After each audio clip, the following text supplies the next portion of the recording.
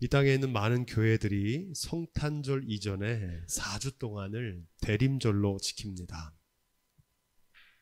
하지만 안타깝게도 많은 사람들이 크리스마스를 즐길 뿐 성탄의 참된 의미를 생각하지 않는 것처럼 많은 교회의 성도들이 이 대림절을 지키면서도 이 대림절이 단순히 성탄절을 준비하는 기간으로만 생각하는 경우가 많습니다. 하지만 이 대림절은 더 깊은 의미를 우리에게 전하고 있습니다. 교회력은 교회가 사용하는 달력인데 성도들의 신앙생활과 교회 공동체에 유익을 주기 위해서 2000년 전 초대교회 때부터 중세교회를 거쳐서 지금까지 사용되고 있는 절기입니다. 이 교회력은 그리스도의 생애와 사역을 중심으로 대림절, 성탄절, 주현절, 사순절, 부활절, 성령 강림절로 한 해 동안 구성됩니다. 바로 이 교회력이 시작되는 시간이 대림절입니다. 그만큼 이 대림절이 중요합니다. 이 대림절이 전하는 세 가지 메시지가 있습니다. 그 첫째는 2000년 전에 이 땅 위에 오신 예수 그리스도의 초림을 증거합니다. 두 번째 대림절의 의미는 장차 오실 예수 그리스도의 재림을 가리킵니다. 세 번째 이 대림절의 의미는 지금 나의 삶에 예수님을 왕으로 모시는 그리스도의 임재를 뜻합니다. 이 대림절의 세 가지 의미를 꼭 기억하고 되새길 수 있는 저와 여러분들이 되시기를 주님의 이름으로 부탁드립니다. 이 대림절이 전하는 메시지를 온전하게 알기 위해서는 신구약 성경 전체의 역사를 꿰뚫어 볼 수 있는 안목이 필요합니다. 우리가 매일 새벽 역사서를 묵상하고 있는데 이 역사서의 주제를 한마디로 말하면 왕들의 이야기입니다. 그들을 가리켜서 왕이라고 호칭하지만 사실은 하나님의 통치를 위임받은 청지기들입니다. 왜냐하면 이스라엘의 왕은 오직 하나님 한 분이시기 때문입니다. 수많은 열왕들이 등장하지만 둘로 구분할 수 있습니다. 한 부류는 왕이신 하나님의 통치를 위임받아 다스리는 신실한 왕들이 있고, 반대로 왕이신 하나님의 통치를 저버리고 우상 숭배를 일삼던 왕들이 등장합니다. 안타깝게도 이스라엘의 역사는 아수르와 바벨론에 의해서 멸망한 역사였습니다. 왜 망했느냐? 더 나아가서 이 무너진 나라, 망한 나라가 어떻게 하면 다시 회복될 수 있겠는가 하는 것이 성경의 주제입니다. 그런 맥락에서 오늘 읽은 본문 말씀 이사야 1장 1절 말씀을 다시 한번 읽어보겠습니다. 유다 왕 우시야와 요담과 아하스와 히스기야 시대 아모스의 아들 이사야가 유다와 예루살렘에 대하여 본 이상이라. 아멘. 이 말씀에 나오는 4명의 왕들은 이스라엘의 열왕들의 모습을 대표합니다. 역대하 24장부터 32장에 이 왕들의 이야기가 기록됩니다. 우시아와 요담은 나름대로 믿음의 정도를 지키면서 강성했습니다. 하지만 온전한 신앙 위에 서지는 못했습니다. 아하스 왕은 정도의 믿음에서 벗어나서 많은 고초를 당했습니다. 우리가 지난주 새벽에 묵상했죠. 이제 이번 주부터 묵상할 히스기야는 초반에는 신실한 믿음으로 하나님의 큰 은혜를 누렸지만 말년에 온전한 신앙을 저버렸습니다.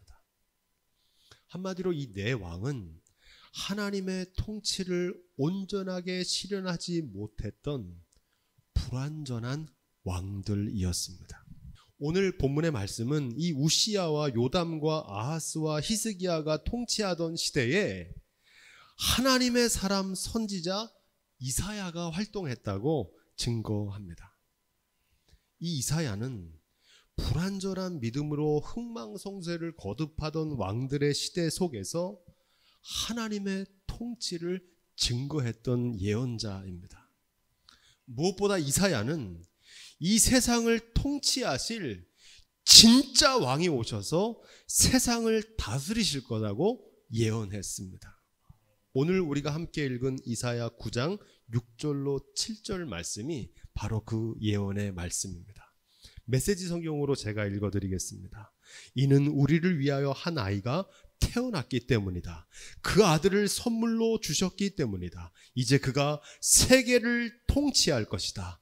그의 이름은 놀라우신 조언자, 전능하신 하나님, 영원하신 아버지, 온전케 하시는 왕이라 불리리라.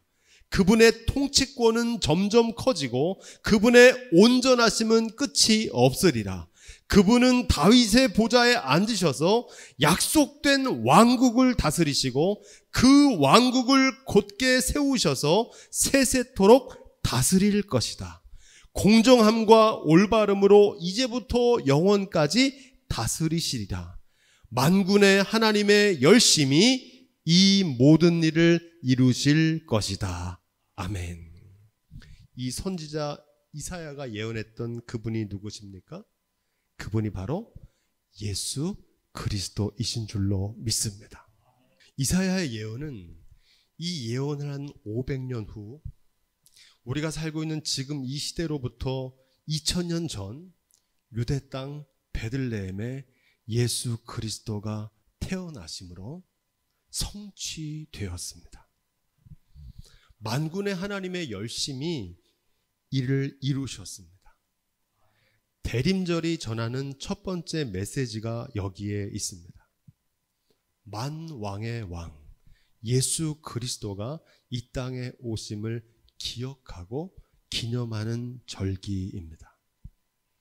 선지자들이 예언한 대로 사랑의 왕, 평화의 왕이 이 세상에 오셨습니다. 예수 그리스도의 초림으로 하나님의 통치, 하나님의 왕국, 곧 천국이 시작된 줄로 믿습니다.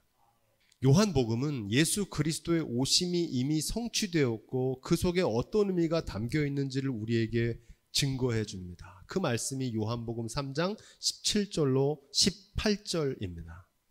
우리 그런 의미에서 요한복음 3장 17절로 18절을 다시 한번 읽어보겠습니다. 시작. 하나님이 그 아들을 세상에 보내신 것은 세상을 심판하려 하심이 아니요 저로 말미암아 세상이 구원을 받게 하려 하심이라. 저를 믿는 자는 심판을 받지 아니하는 것이요 믿지 아니하는 자는 하나님의 독생자의 이름을 믿지 아니하므로 벌써 심판을 받은 것이니라. 아멘. 심판의 기준이 예수 그리스도시라는 겁니다. 선지자 에스겔은 이 심판의 기준이 되신 메시아 예수 그리스도를 예언하면서 다림줄이다 이렇게 표현합니다. 예수 그리스도가 심판의 다림줄이라는 사실입니다. 중요한 점은 2000년 전에 주님께서 이 땅에 오실 것을 이사야를 비롯한 수많은 선지자들이 예언했습니다.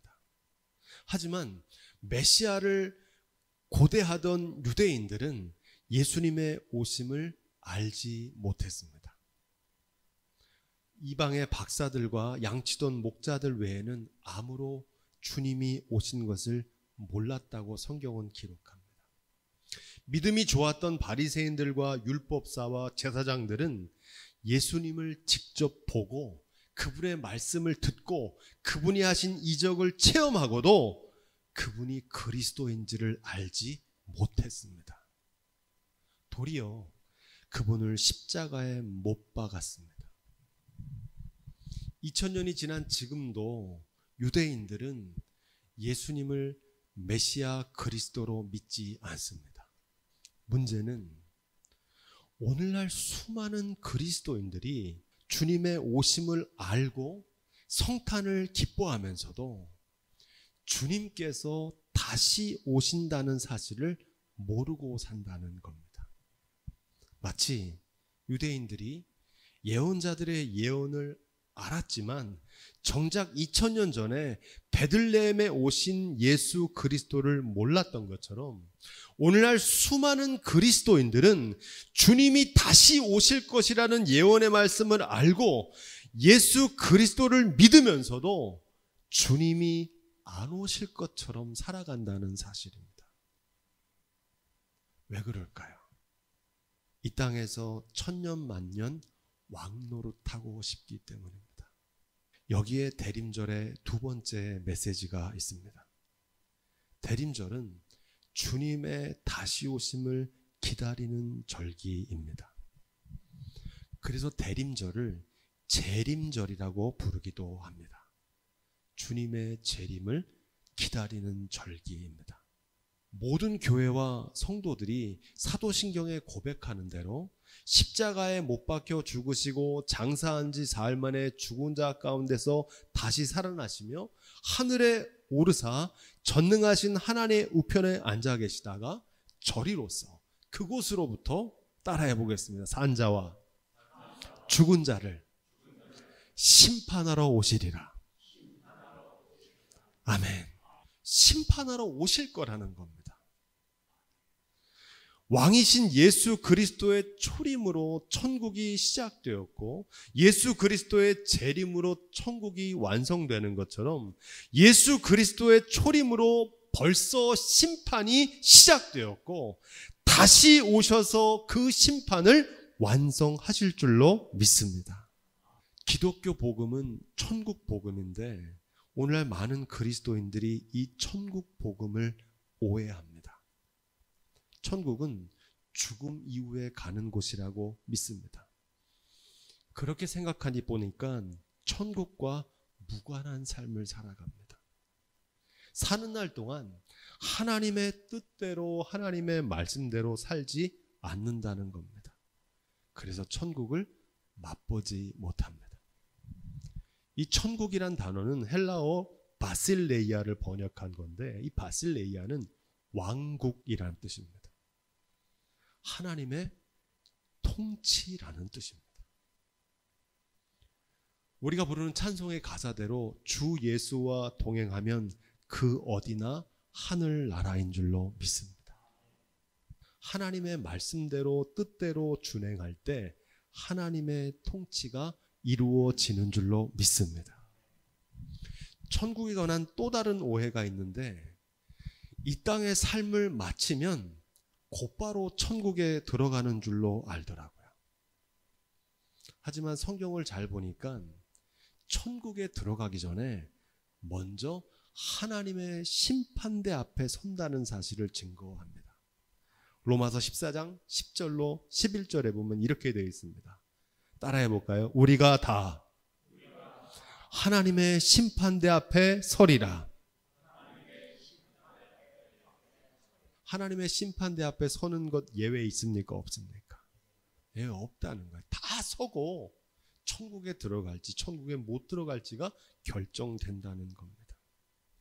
예수님께서는 회개하라 천국이 가까이 왔느니라 말씀하셨습니다. 이렇게 증거하신 이유는 천국 복음을 선포하시면서 동시에 회개를 촉구하신 이유가 있습니다. 천국보다 심판이 먼저 있기 때문입니다. 천국에 들어가려면 그 이전에 있는 심판에 합당한 삶으로 돌이켜 회개해야 된다는 말씀입니다. 이 지혜가 저와 여러분 가운데 있기를 주님의 이름으로 부탁을 드립니다. 주님이 다시 오셔서 이 세상을 심판하는 날이 날로 가까워지고 있는 줄로 믿습니다. 언제인지는 모르지만 그날은 반드시 있고 그날이 가까워지고 있습니다. 히브리서 9장 27절은 이렇게 말합니다. 한 번 죽는 것은 사람에게 정하신 것이요 그 후에는 심판이 있으리니. 뭐가 있다고 합니까? 심판이 있다는 겁니다. 이 세상의 종말이 아니라 우리의 인생도 영원하지 않다는 사실입니다. 이 땅의 삶을 마치고 주님 앞에 서는 날이 날로 가까워지고 있습니다. 그런데 이 사실을 모르고 사는 분들이 많더라고요. 대림절은 주님 앞에 서는 날을 깨어 준비하는 절기인 줄로 믿습니다. 오늘 우리의 삶이 하나님의 심판대 앞에서 부끄럽지 않는 삶인지를 점검할 수 있는 복된 절기가 되시기를 주님으로 축원드립니다. 천국에 대한 가장 심각한 오해가 있는데, 입술로 주여 주여 하면 천국은 따놓은 당상인 줄로 압니다. 그게 아니라고 예수님께서는 산상수훈의 결론에서 우리에게 말씀하십니다. 마태복음 7장 21절입니다. 나더러 주여 주여 하는 자마다 천국에 다 들어갈 것이 아니요 다만 하늘에 계신 내 아버지의 뜻대로 행하는 자라야 들어가리라. 천국에 들어가려면 하나님의 뜻대로 하나님의 통치 아래 살아야 한다는 겁니다. 심판날에 이것을 판가름하신다는 겁니다. 천국에 합당한지 천국에 합당하지 않은지. 이 말씀은 이렇게 이어집니다. 그날이 언제입니까? 심판날입니다. 많은 사람이 나더러 이르되 주여 주여 우리가 주의 이름으로 선지자 노릇하며 주의 이름으로 귀신을 쫓아내며 주의 이름으로 많은 권능을 행치 아니하였나이까 하리니, 그때가 언제입니까? 심판날에 내가 저희에게 밝히 말하되 내가 너희를 도무지 알지 못하니 불법을 행하는 자들아 내게서 떠나가라 하리라. 심판의 기준은 외적인 직분이나 업적이 아니라는 겁니다. 교회에 출석하고 있느냐, 종교란에 기독교인이라고 적느냐, 거기에 달려있는 게 아니라는 겁니다. 천국에 합당한 삶을 살아야 한다는 겁니다. 천국은 천국 백성, 하늘에 속한 자들에게만 예비된 곳입니다. 땅에 속한 자들은 그곳에 못 들어간다는 겁니다. 여러분들의 소속은 어디이십니까? 평생을 하나님의 뜻대로 살기보다는 내 뜻대로 내 멋대로 살았는데 어떻게 천국에 가겠습니까? 요한복음 말씀은 2000년 전에 주님의 초림으로 벌써 심판이 시작되었다.